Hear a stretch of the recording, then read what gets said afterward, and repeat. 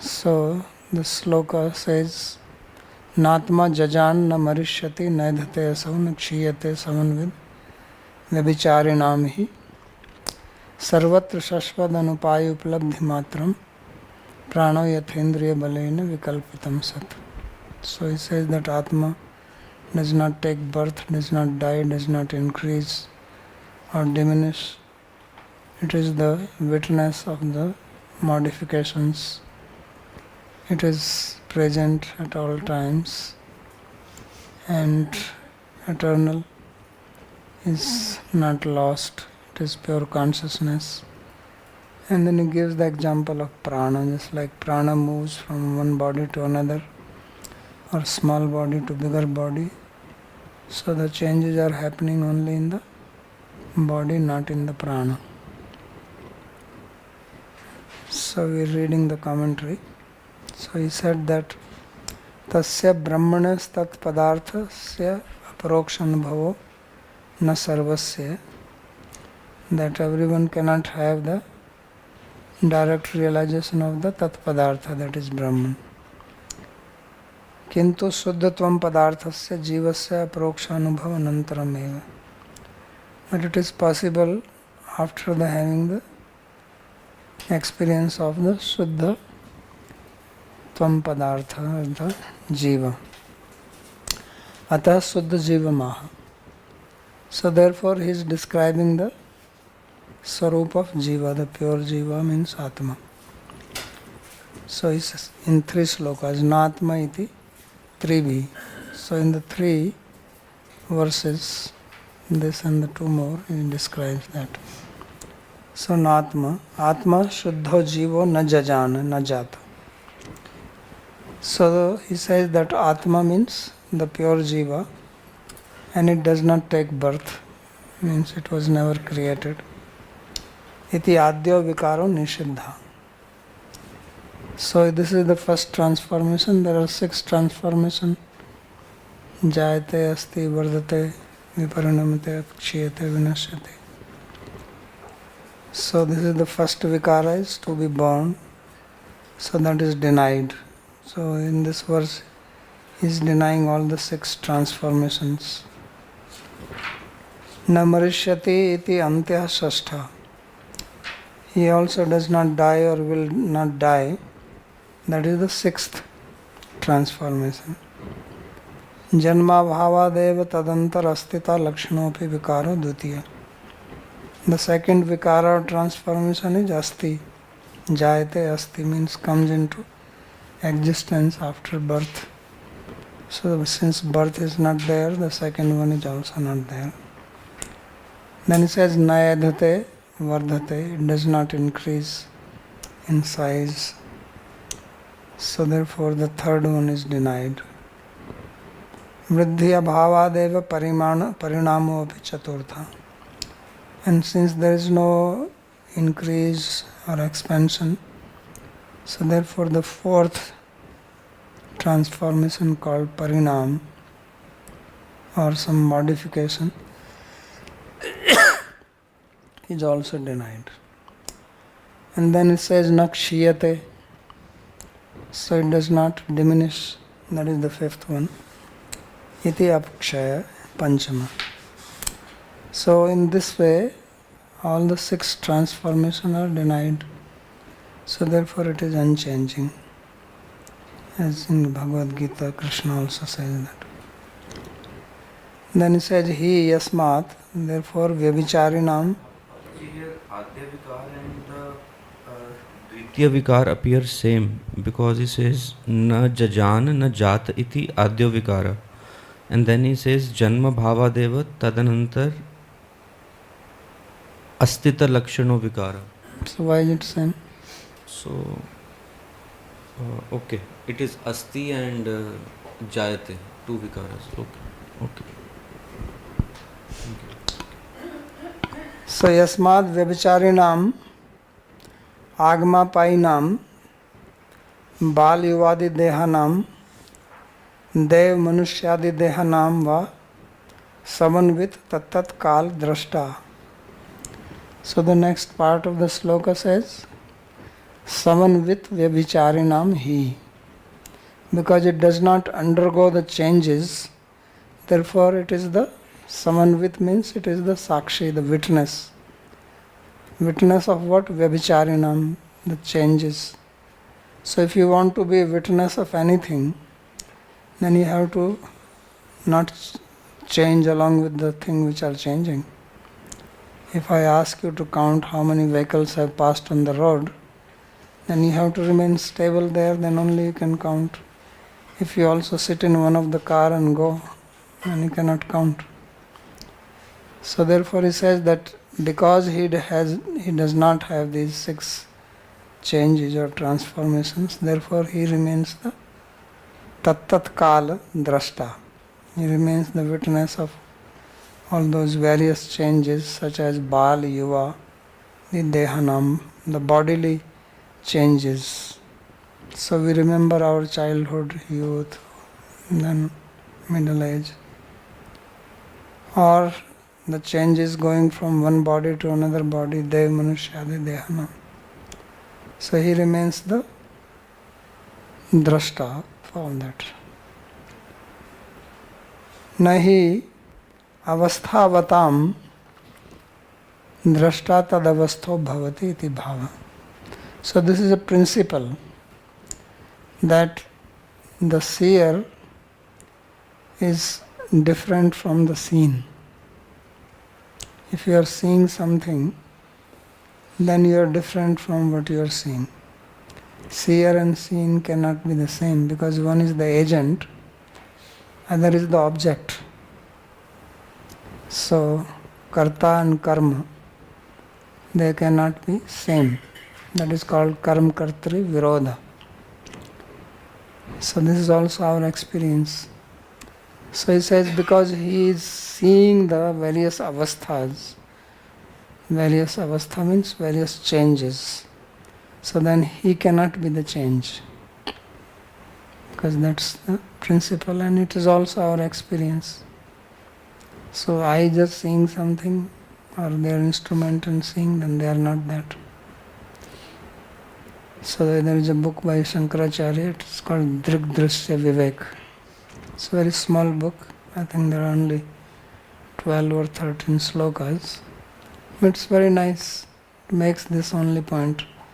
Drik Drishya Vivek. Drishya means what is visible and Drik means consciousness. So Vivek means discernment, distinction between them. So that is what he is mentioning here. Tarhi niravastha koasau atma iti aha uplabdhi matra. So if it is niravastha, means it is not undergoing any of these avasthas, experiences of birth, death, etc., then what is it? It must be also something. How do you describe it? So then he says uplabdhi matram. So it is only uplabdhi. Uplabdhi means, uplabdhi, you remember the sutra, Nyaya Sutra? Buddhi, Jnana, Uplabdhi. The sutra, Nyaya, which says that they are arthantaram, that they don't have different meaning. So uplabdhi has the same meaning as Jnana. Now the Jnana also has 2 meanings. One is when you have Jnana, Visha Jnana. Other is the consciousness. When we say that Atma is Jnana Swarup, so their Jnana Swarup is not that it is knowledge. Knowledge gives wrong idea. Because knowledge always have a content. So when we say it is Jnana Swarup, that is a subject. It is not an object of knowledge, and it is not a knowledge which has object in it. It is the subject itself. So that's why it is called Uplabdhi Matram. So it is just consciousness. Sometimes use the word Gyapti. Gyaptir Jnanam. So the Jnanam can be derived, it comes from Gya Dhatu. So it can be derived in two ways. One is Gyayate Anena iti Jnana. So then you apply Tan Pratyaya in Karana Artha. Another is in the Bhav, Gyapti Jnana. So then it is just awareness, consciousness, that is by which everything becomes illuminated. So that is what Uplabdhi is. So therefore it says, Tarhi niravastha koasau atma ityatyaha uplabdhi matra. Jnanaika rupam. That is its rupa. Rupa here does not mean form or akar or anything, means that is its swarupa. Means it is not a jad padartha, it is not inert, it is conscious. Sasvad anapaya uplabdhi matram. Katham bhutam. So how is it? How does it exist? It says sarvatra dehe sasvad anapayi. That in the body, sarvatra means in the body. It is sasvat, always existing. As long as the body is there. When the Atma leaves, then body, you may say it is body, but it is just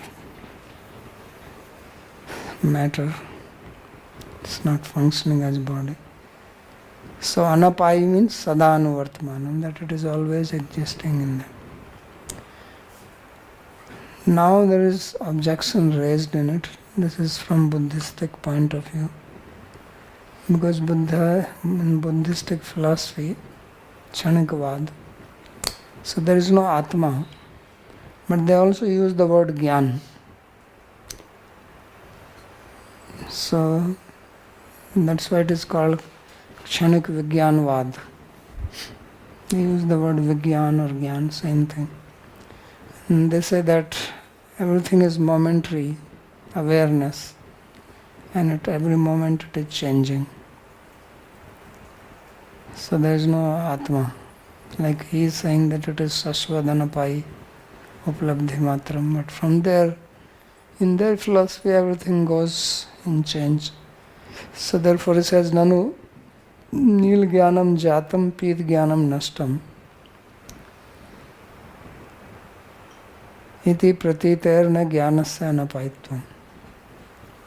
So this is the objection raised. So he says, but we have our experience, because he is using the word Jnana for Vritti Jnana. What we call as Vritti means when we are having an experience of any object. So one Vritti is formed, or from modern understanding, one image is made in the brain, that is the Vritti. But the Vritti is changing, we keep on changing.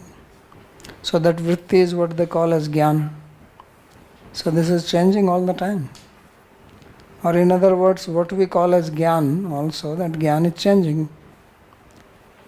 So this Nilakar, Pitakar means, now I look at the book, so my Jnana is a book. Then I look at the clock, then my Jnana is clock. So Jnana is changing. Nyaya also says that Jnana is how many moments? 3 moments, right? So how you say that it is Sasvat Jnana? That is eternal. That is the objection raised here. So the objection is raised by taking the Vritti Jnana as Jnana and not the seer. So the word Jnana is used for both the Vritti Jnana and the seer, Atma. Satyam Jnanam Anantam Brahma, that's, and Brahman is also Jnana. That Jnana does not have any Vishaya in it. When you say that Brahman is Jnana, does it have some Vishaya? Any content? What Jnana of what? Whenever we say Jnana, then immediately question comes, Jnana of what? So this is not that Jnana here.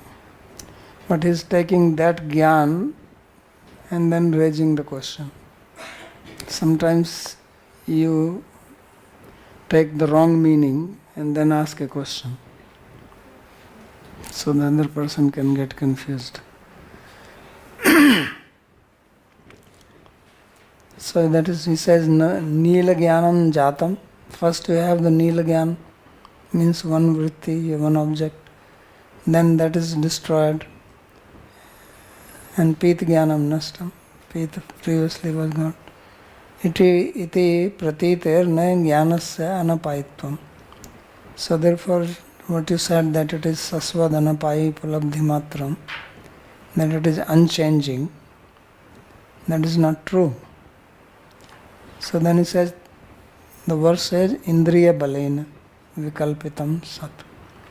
That change is happening because of the senses. The change is happening there. So, vikalpitam sat. Sateva jnanam ekam indriya vritti balena vividham kalpitam. He says that jnana is only one, but by the vrittis of the indriya, then it appears many. Because jnana swarup is only Atma, then vritti is formed. So then you call that as jnana. So various types of jnana. Niladi akara vrittya eva jayante nashyanti cha na jnanamiti bhava. So he says that it is only the vrittis which are generated and destroyed, not the jnana. Really speaking, vritti is not jnana. If you remember Sankhya Karika, so there it was described that vritti is formed, right? And then the Purusha reflects into that. And that's what you call as jnana. That is called Purush Bodha. So that vritti by itself is not jnana, but when it is illuminated by the self, then it is called jnana. So jnana is really the Atma, not the vritti. And it is the vrittis which are changing.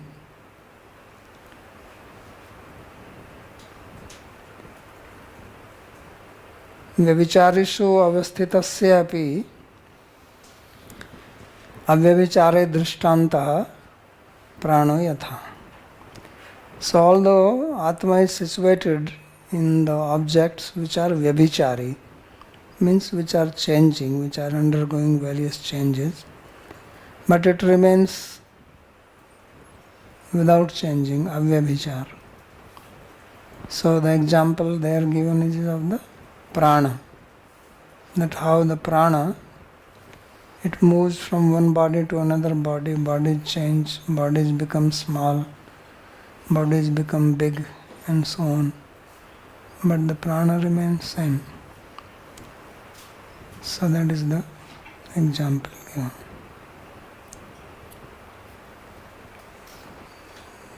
So then, is it clear? We move to the next sloka.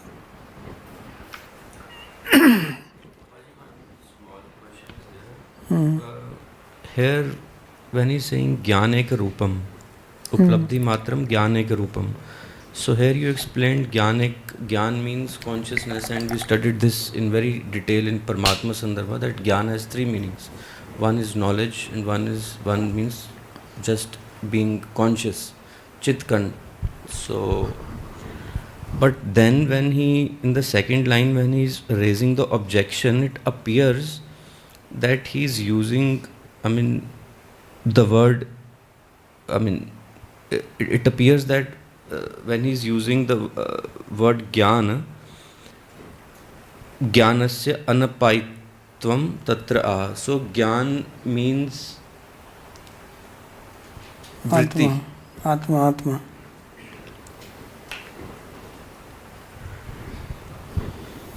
That's why it is anapai.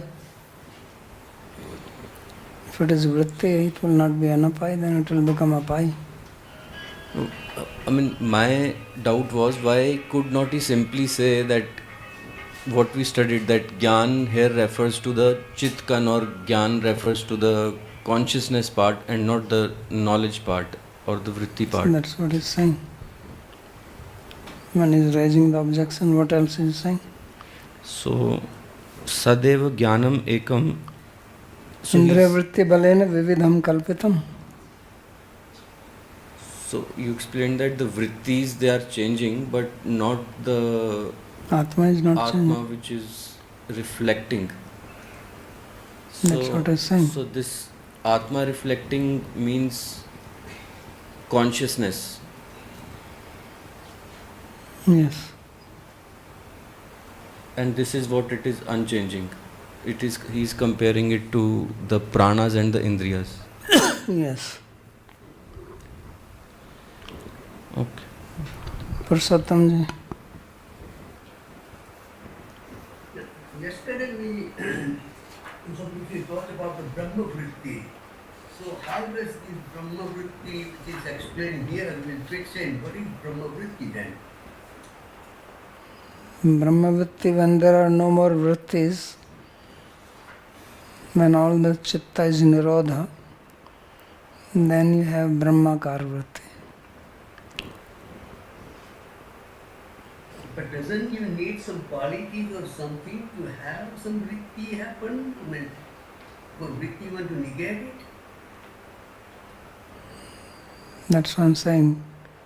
When all the external vrittis are stopped, then Brahmakar vritti happens.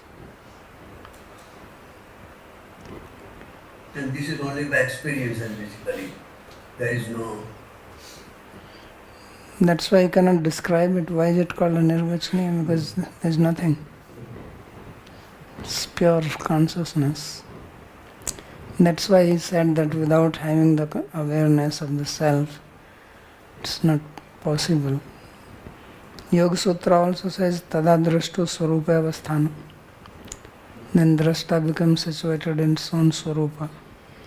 And now if you have practiced Gyan Marg, then you can now have feeling.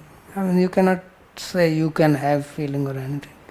That's basically what is Brahmakar vritti. There's nothing. That's what it says, that yatra shabdona pur karakavan.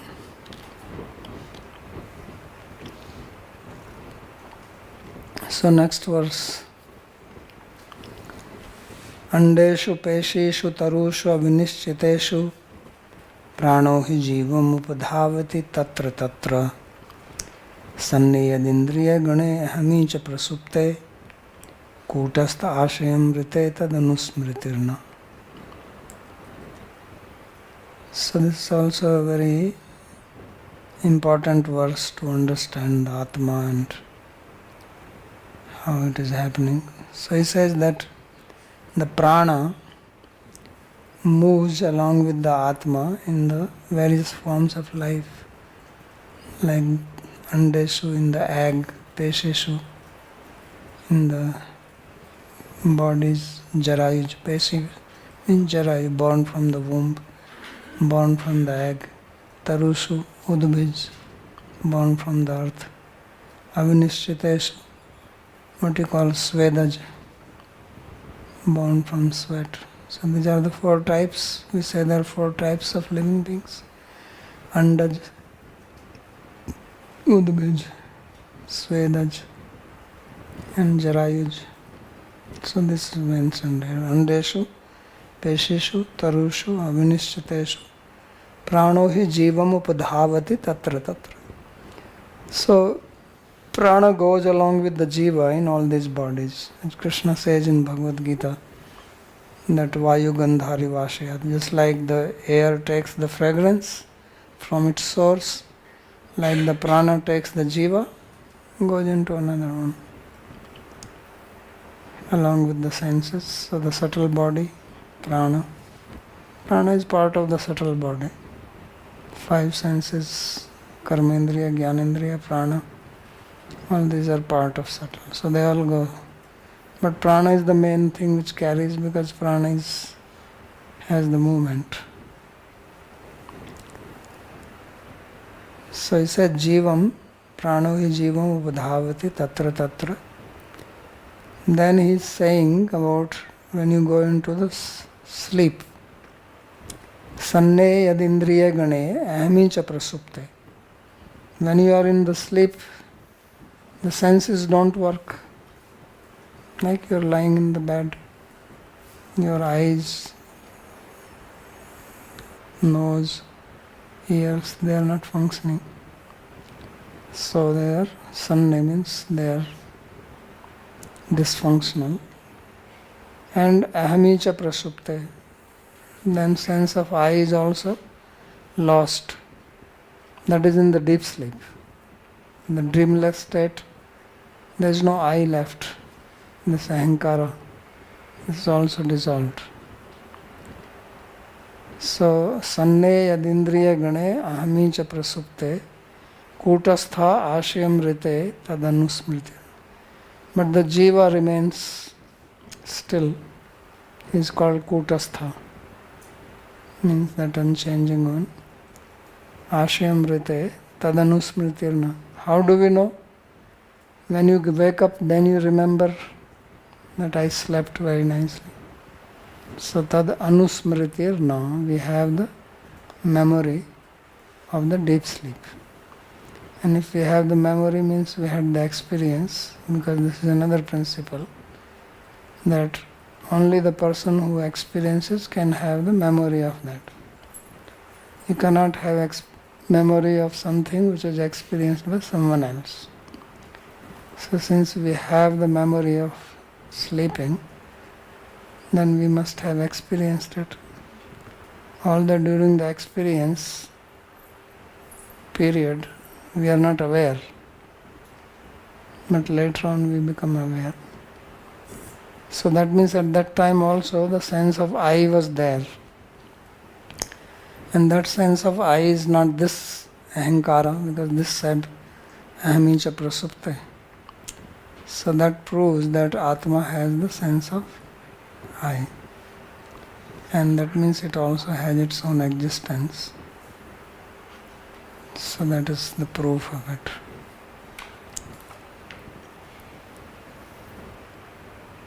Drishtantam vivrinvan indriyadi layena nirvikara atma uplabdhim darshayati andeshvati. So by explaining the example which was mentioned in the previous verse also, that prano yatha indriya balena vikalpitam sat, that prana was mentioned in the previous sloka. So the example of prana is again given here. So therefore it says drishtantam vivrinvan, expanding on the example. Indriyadi layena nirvikaratma uplabdhim darshati. So he is explaining about the awareness of Atma without undergoing any transformation, by showing the dissolution of the senses. Andeshu iti. Peshishu jarayujesu. Peshishu means jarayuj, born from the womb. Tarushu means udbhajeshu, born from the ground. Avinishchiteshu svedajeshu. Avinishchiteshu means born from the sweat. Updhavati. So updhavati means what? Jivam adadana eva jivam anuvartate eva. So taking the jiva, it follows the jiva. Means the jiva goes along with prana. Drishtantena nirvikaratvam pradarshya darshantikepi darshayati. So what is shown in the example, then it is applied to the exemplified. So example is given to make us understand. So first is makes you understand the example, and then what is being shown in the example is being shown in the exemplified. So example is of the prana. The prana goes in various places, but prana remains prana. Prana is not taking birth, prana is not dying, prana is not having any of these things. So the same happens with the Atma. Atma is in the wakeful state, so we are having experience. Atma is in the dream state, we are having the experience of dreams. Atma is in the deep sleep also. Now wakeful state and dream state you agree, but deep sleep, so he says that also we remember. So that means I am also adjusting. So all three, there is a seer, there is a drashta. And as we already said that the seer is different from the seen. So therefore Atma is separate. Seer is different from the seen and seer is unchanging. So the seer has not changed. It remains unchanging. That's why he can say, okay, I am going from now wakeful to sleep state, or I am coming out of my sleep. So it is the sleep and dream state which are changing, not the one who is seeing them. So that's what he is describing here. Sanneti ayamartha, the meaning is this. Jagare indriya gana eva atmanah savikaratva prayojaka. In the wakeful state, it is the senses which are cause of transformation. Because when we are wakeful, when we are awake, what is actually being awake? That we are experiencing the outside world with our senses, right? But it is a big drama. The reality is that you are sitting in this body and the outside world is coming inside you through the senses. When I see you sitting there, I am not actually seeing you. I am seeing an image of you inside me, and from that I construct that you are sitting there. I never see anything outside. I am only seeing, just like when you go in the movie, and on the big screen you see the movie going on. But it looks like things are moving, people are running and fighting and joking, dancing, singing, right? But is this really happening like that here? No, it's just a screen, and on the screen these things are projected, and from that you construct the 3D reality. It is only 2D, two-dimensional. But from that you construct three-dimensional reality. So we do the same thing now. There is nothing different. You are all watching a movie through your senses. The outside world, and it looks like we are dealing with the outside world. We can also touch. In the movie also they can make something like that now. You can put on your head something and then you can enter into it. You can touch also there. They are trying to put smell also. So then it will look exactly like as you are in the external world. They put those glasses in front of your eyes and then you see all this.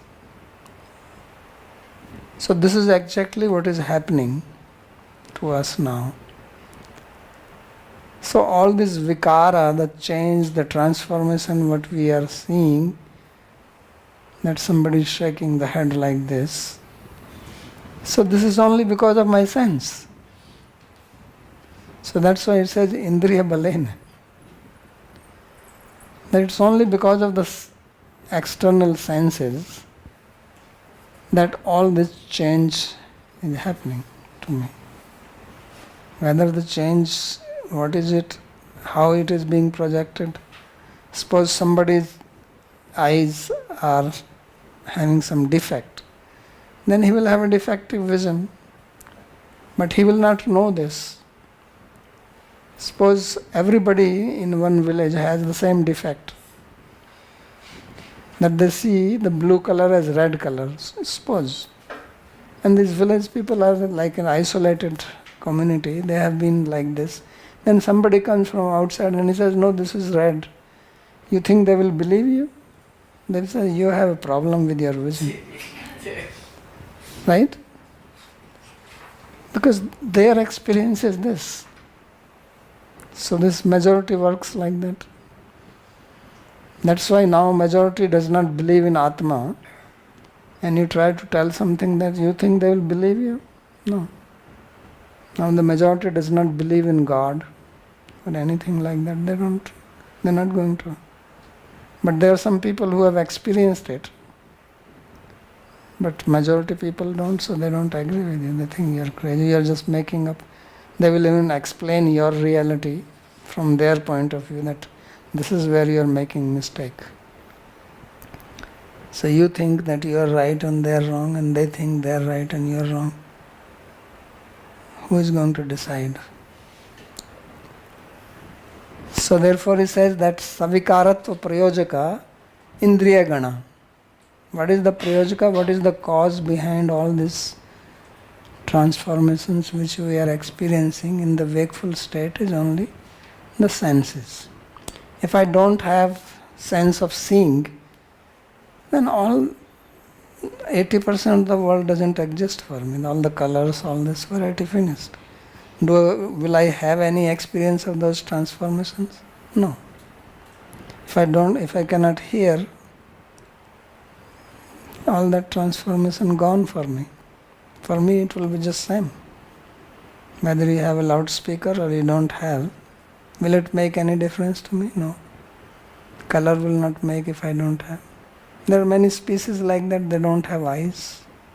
So they live in another world. So that is their indriya working. Somebody can have sixth sense or seventh sense. Then we don't know what world they are seeing.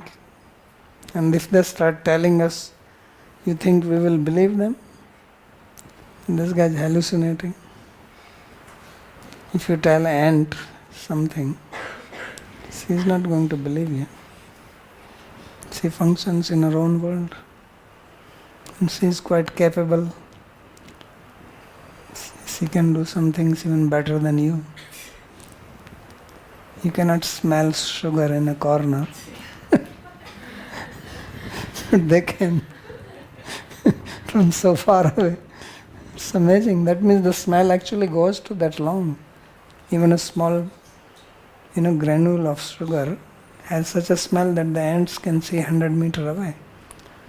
We can put our nose there and we won't smell anything, but they can. So they have a different world, Indriya Balena, by the power of their senses.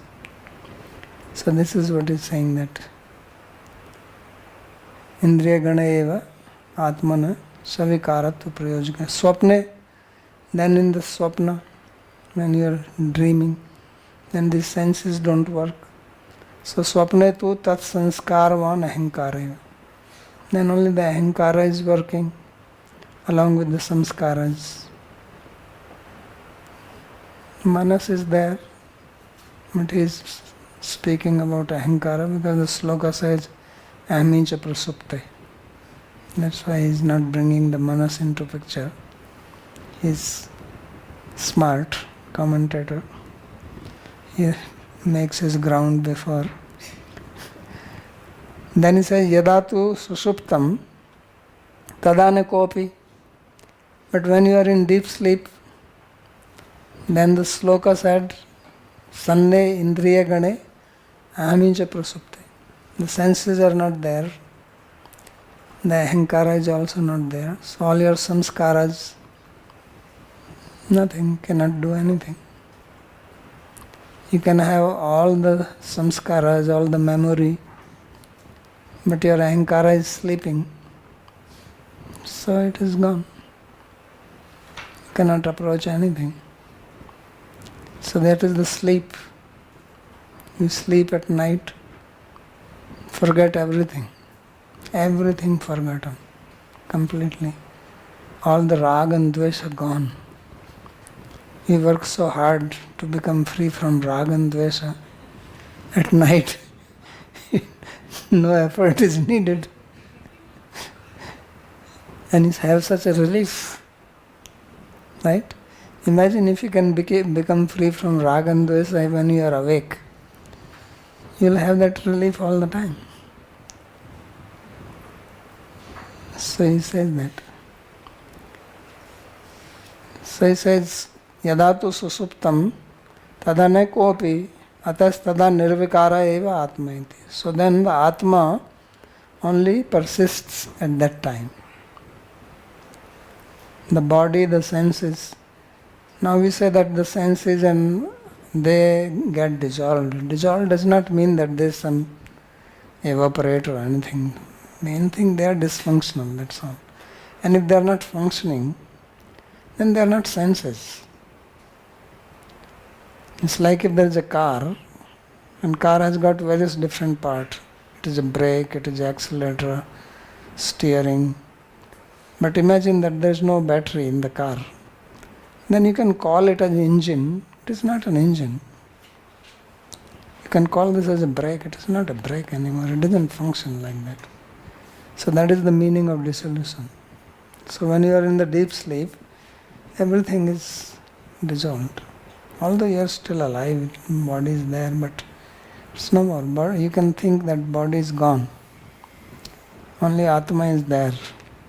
So that's why he is saying that Tada nirvikara eva Atma. Atma remains without any vikaras, transformations. So all these transformations were happening because Atma was identifying with things which are anatma, which are not Atma. It was identifying with them. So then the vikaras happen. Just like if you identify with some people, then anything happens to them, you feel them. The vikara happens in you. But the other people, you are not identifying with them. They can have some good or bad situation, it doesn't make any difference to you because you don't identify. Same you can apply with your own body. So we identify, then we have vikaras. Prasupte सुषुप्ति अवस्थायाम इंद्रिय गणे सन्ने अहमी लीने सति अहंकारे च सन्ने कूटस्थो निर्विकारे व आत्मा. So in the state of dreamless sleep, the senses do not function, the ahankara is also dissolved, and therefore only unchanging Atma remains. How do you know? Ashayam rite linga shariram upadhim bina. Because now it is there without the conditioning of the subtle body, linga sharira. In the wakeful state, we are identifying with the subtle body as well as gross body. In the dream state, we are identifying with the subtle body, not with the gross body. And in the deep sleep, we are not identifying with subtle body or the gross body. So we remain in our pure state. That is the meaning. So vikar hetor upadhera bhavat. The cause of vikara is the upadhi. And upadhi is not there at that time. Nanu ahankar paryantasya sarvasya laye sunyam eva avshishyata kva tada kutastha atma tatraha tadanusmriti. So now the question is raised that when everything is dissolved up to ahankara, then there is only sunya. This is where Buddhism comes. Why you say that there is a nirvikara Atma? There is only emptiness, voidness, nothing else. So he says no, because we have memory of it when we wake up. That is the proof. Tasya vishesh jnana sunyasya sukhatmane sushupti sakshinah smriti smarkam bhavati. So he says that witness of deep sleep, which is Sukhatma, Atma in its happy state, and not having any specific knowledge, Vishesh Gyan Sunyasya. So in the deep sleep there is no any specific knowledge except one's own existence. So you remember that. How do you remember? Etavantam kalam sukham aham aswapsam na kinchid avedishamiti. So much for so long I slept happily, I did not know anything. So this happiness is the happiness of Agyan. This Advaita Vedanti also say this, that this Ananda is not the Ananda, Brahman, it is Ananda of Agyan. I don't know anything. You have heard the statement, ignorance is bliss. So this is the ignorance. In deep sleep you are totally ignorant and therefore you are in total bliss. Because there is nothing to disturb you. To not be in bliss you have to have some knowledge. But you don't even have this much knowledge that you can be disturbed. Right? Without knowledge can you be disturbed? Knowledge is disturbing. So ignorance, pure bliss. And then you remember it, that I had a pure bliss.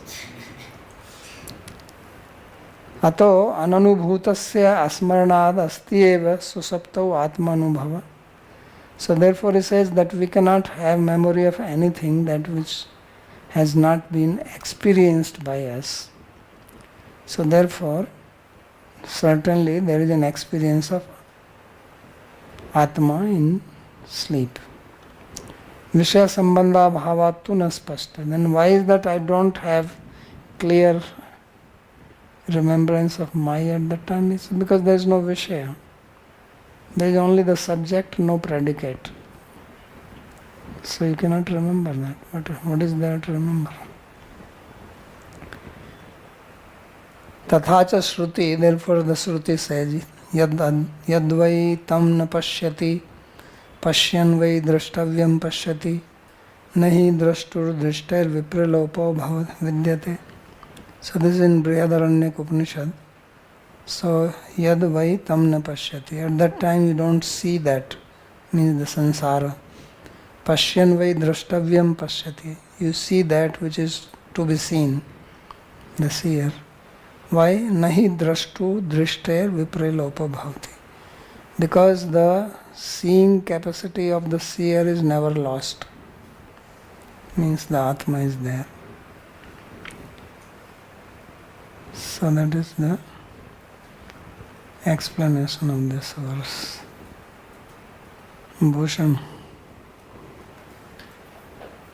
Babaji, I have this question on this Indriya Gani. So the question is that, isn't it like because it's not, the world is changing, the world is real, Jagat is changing, and therefore World is what? the question is like why is it said that because that the changes in the Indriya, it would imagine, for example, in the waking state, I would imagine the changes in the Jagat and Indriya are just the receptors. So the change is not in the Indriya, but it is in the Jagat. And the change is in the Jagat and then that change is reflected in the Indriya. Indriya also undergoes change, then only you see the change. You don't see the change of the Jagat directly. Just like if you want to sense the temperature of water in a cup, you put thermometer. So how do you sense the temperature? The thermometer mercury has to change. So that is the sense. So you are not actually sensing directly the temperature of the water. You are sensing it through the change in the thermometer. Yeah, I understand, yeah. So he's not denying the change in the world, but he says that this change in the world is bringing a change in your Indriya, and that's what you see, and you think you are changing because you are identifying with that. Thank you. Tanmaji. Babaji, can you hear me? Yeah. I just wanted to reconstruct the steps of this deep sleep argument. You have explained this before. So, we go into the Swapna phase, and then from Swapna phase we go to the Sushupti phase. In the Sushupti phase, the Atma does not identify with the mind. So it just exists by itself, it doesn't know anything. The mind, which was making some vrittis in the Swapna phase, stops making any vrittis because there is no information from the senses going into the mind, because the Atma is not identifying with the mind. So the mind basically is a blank sheet. And then at some point the Jiva wakes up. There it starts to identify with the mind again. And at that point, I suppose that using the mind, it scans the mind's memory and finds blank. So it says, I knew nothing. And I experienced nothing. And the bliss of not experiencing anything. And the bliss, of course, yes. It had no feeling of misery or happiness, which it interprets as happiness. Is this all correct? What I just said? Yeah, this is what the verse is saying. So now, with this framework, the proving of I-ness in the Atma, because Vishwanath Prabhupada is saying that the Atma has an I in it, the Advaitins use the same thing to say that Atma does not have an I in it. So I'm trying to see where it is pinned down that I must exist in the Atma, because when the Atma is disconnected from the mind, whether it has an I or it doesn't have an I, the mind will make the vritti. So where is it that we make the strong case that the I exists in the Atma? So strong case one is this, that if I want to identify with something, then I have to have I to identify. If I give the example that you play a role of an actor, suppose somebody is playing the role of Ram in a Ram Leela. So that person is not Ram, he is whatever, his name is Syam. So his Syam is there, he has his own identity. And because he has his own identity, now he changes his identity, or he identifies with the identity of Ram and then starts acting like Ram. If he did not have his own identity, how is he going to have another identity? If somebody has zero identity, means he has no I, then he cannot identify. It's like I want to put a dress, I have to have my body to put on the dress. If I don't have body, where will I put the dress? So then that I identifying with the mind occurs upon waking. So that's where the step starts, where we say, when we say I knew nothing, that statement would be impossible unless the Atma had an I to begin with. That's Yes. Okay. So it's, thank you.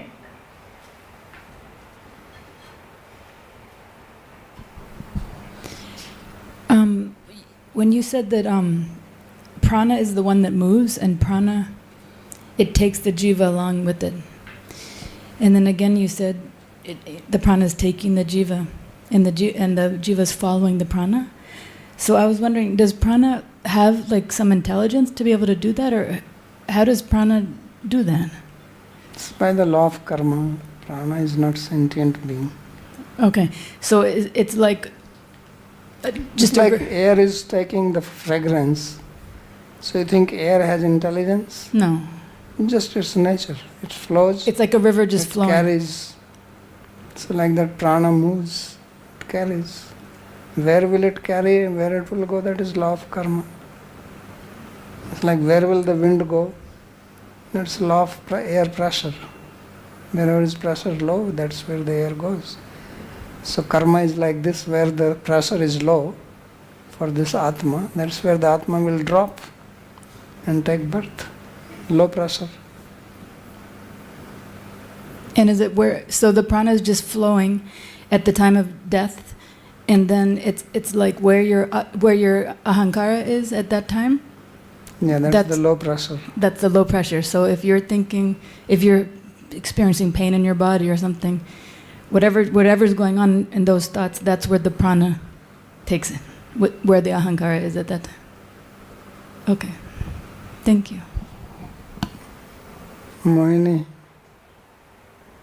So we say that because there is remembrance of feeling happiness in the deep sleep state, therefore there is an Atma. And the Buddhists say that since everything is dissolved, there is only Shunya. So our argument seems quite strong. So how do the Buddhists refute that there is no Atma? Because I guess they also know about this argument that there is a memory of feeling happiness in the deep sleep. I don't know. I don't remember what is their argument. Ask ChatGPT.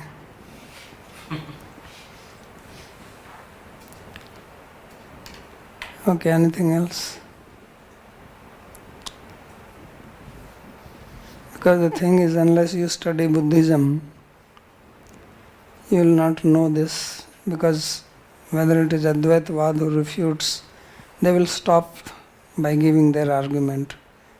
If you study any of Vedic philosophies, they will stop where they win. What is their reply, they will not tell. So if you want to know that, you have to go deep into their books, which I have not studied that deeply.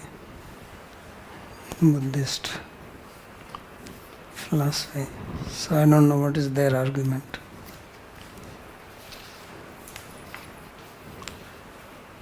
Okay, Bhushan, you have something more, or is just an old hand? No, just a quick confirmation that scientists would say that the sense of I comes from something divided, but here it is refuted that unitary sense of I cannot come to a combination of something which is not I. No, but scientists cannot say just like that. Scientists don't speak like that. They have to really have some basis to say.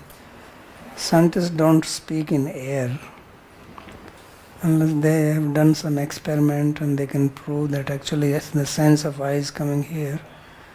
They will not just say like that. They use the same experiment in deep sleep. So deep sleep, the neuronal activity is low. So then when you wake up, the neuronal activity is high again. So therefore they are not talking about, they are not giving any refutation to I or not I. They don't believe in Atma. It's not their subject. They don't deal with it. They will actually even tell you that this is philosophy, this is not our field. Unless you are that Dawkins fellow or somebody. What is that, Richard Dawkins? Then he may use scientific facts to prove his point. But scientists themselves don't get into it.